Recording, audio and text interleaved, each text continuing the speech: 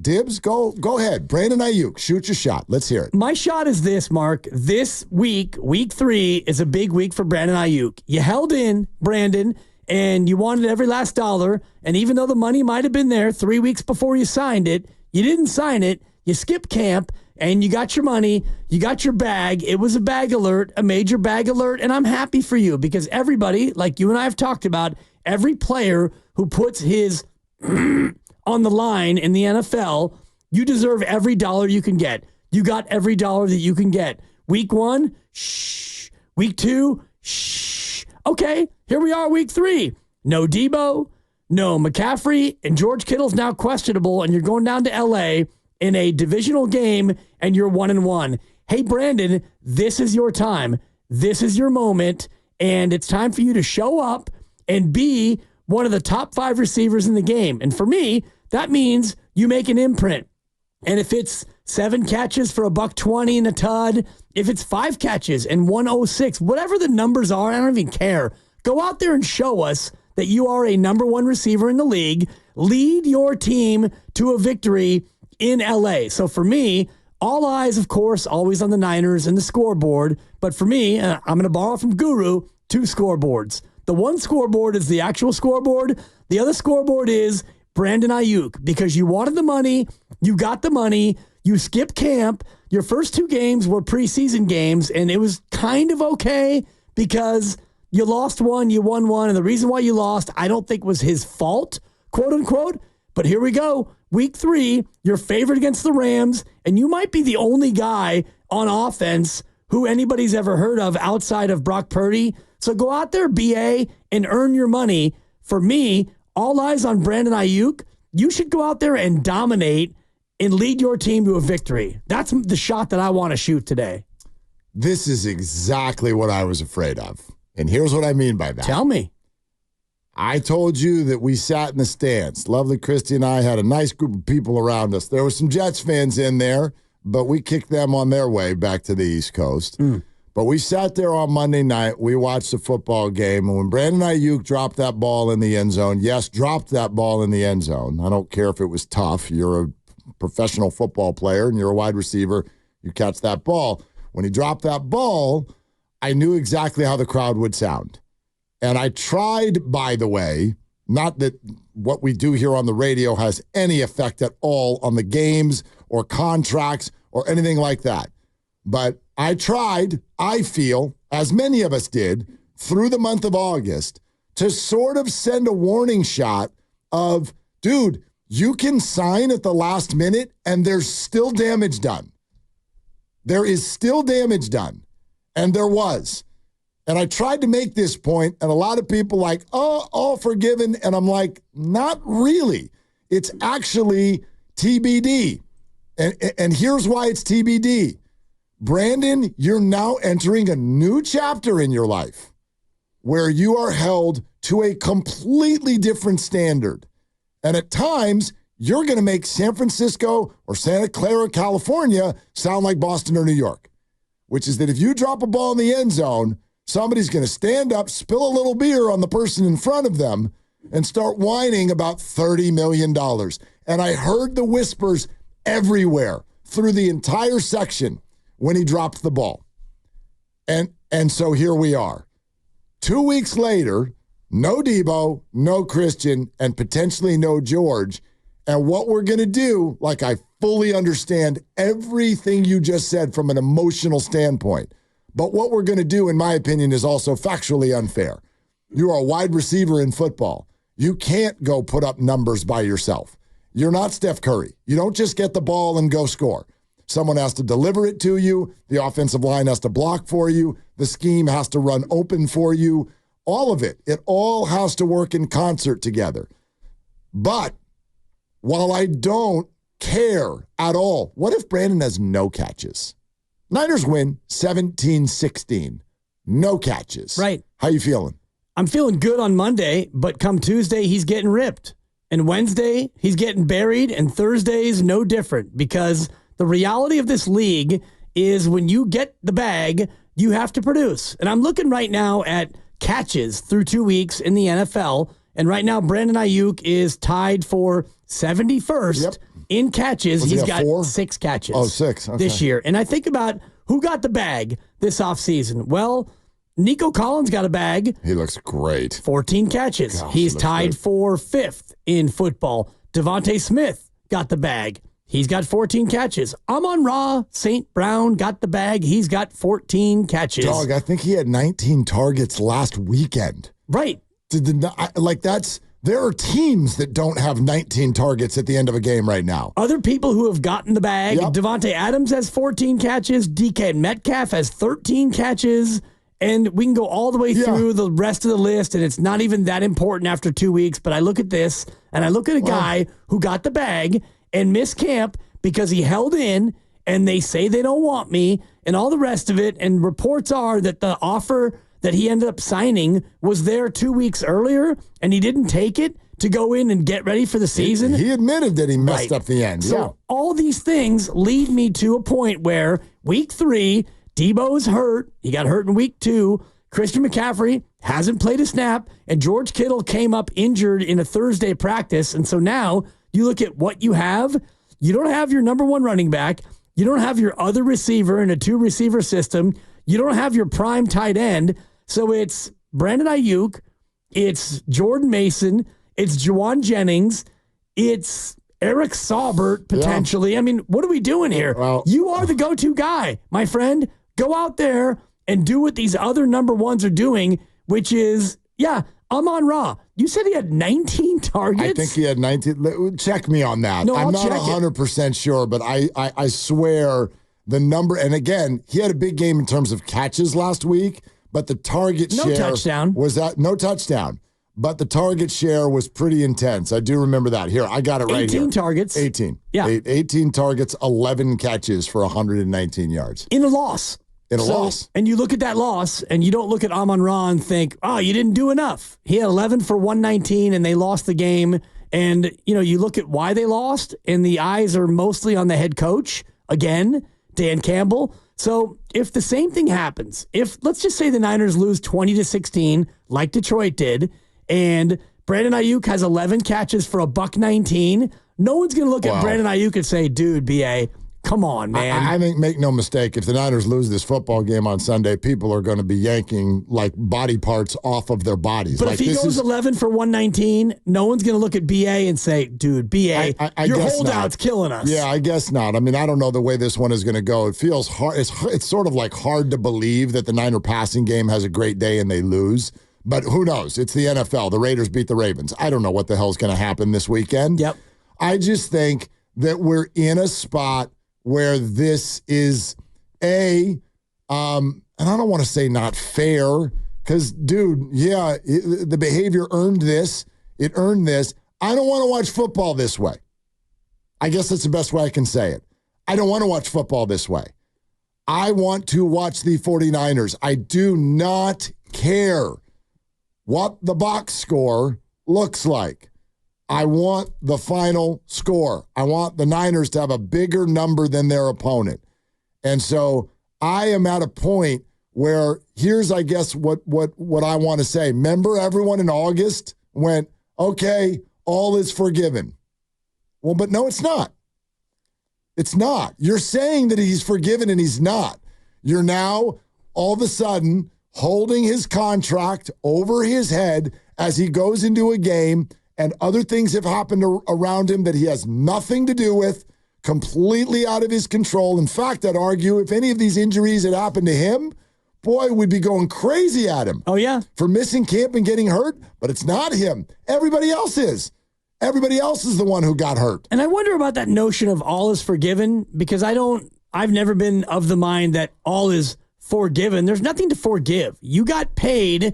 Come play football, and you will be judged based on how you play football. And yes, $30 million a year makes it so that your own individual bar is higher than, for example, Juwan Jennings. We don't expect Juwan Jennings to have 100 catches, right? And lead the league in touchdowns. We expect Juwan Jennings to be really good on 3rd and 4th down, have about 40 catches, and be a reliable third receiver on a team that only has 2 receivers. That's where the bar is set for him. For Brandon Aiyuk, the bar is set much higher because you're a first-round pick, and now you're making $30 million a year. Okay, but let me ask it this way. When a receiver doesn't rack up numbers, do you automatically go to the receiver? Normally, if I'm looking at a box score, if I'm on red zone, especially, this is a very fantasy question. If your receiver doesn't do well, I'm on Ross St. Brown. In our league was my number one pick. I think I had the 4th pick or 5th pick, whatever. I grabbed St. Brown. Week 1, Rams, Sunday Night Football, the Jared Goff Bowl, second time around, I'm on Raw, Bubkiss. Now, never did it cross my mind, come on, Johnny, you got paid. Let's go. It never crossed my mind. I don't tend to blame receivers when they don't get numbers because it's not really, unless you're looking at them dogging it or not open, I blame other things. I'm looking at the QB. I'm looking at the scheme. I'm looking at the offensive line. What was the entire documentary about Davante Adams about? Nobody looked at Davante. Well, dude, your numbers. Yeah. He didn't have anything going on around him that was working. So he gets open down the left sideline, 40 yards down the field, and Jimmy throws it 65 yards. We're not blaming Davante Adams. So that's what I mean by this. We've reached a spot where we're telling, I think, and maybe this isn't you, we're telling Brandon, okay, all's forgotten, but it's not.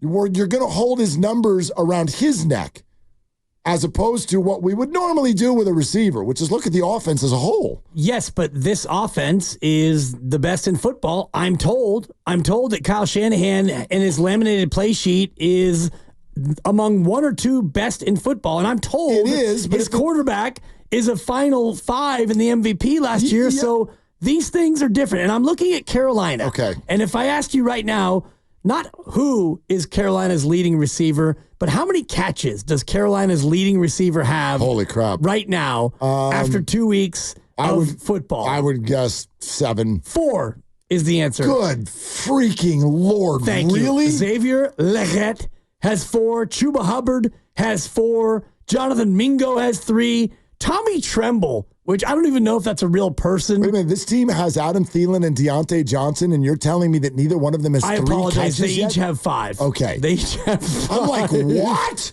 Thielen and Deontay have 5. That's absurd in and of itself. Dude, but if they didn't have 3, I apologize. Then what are we doing? That to me is the point of the exercise because their offense is a joke. Their quarterback has been benched, and Thielen and Deontay Johnson have 5 catches through 2 games each. Damn, dog. And Adam Thielen has come out and defended of course. the quarterback, which is great. He's a veteran. Be a teammate. 34 years old. I admire it. But if you're Brandon Aiyuk, you've got Brock Purdy, top 5 in the MVP, Kyle Shanahan, top 2 in the NFL in coaching. All right. So here's what I'm hearing. So go out there and be better than that. Yeah, but here's what I'm hearing that I want to push back on. Push it. We don't do that. We're doing it to the Niners because we're fans. We don't do this to anyone else. No, we're doing it to the Niners because they have what I just outlined. This is not going to be a perfect example because it's the QB, but it's let me use this to help me further a point.